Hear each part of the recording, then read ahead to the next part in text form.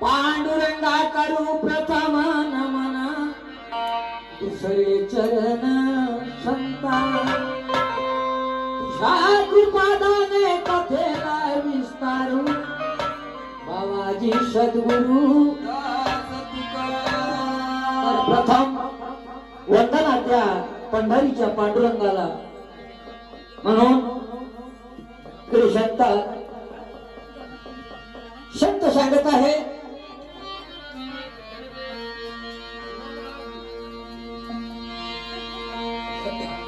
गोपाल कृष्ण भगवान की जय।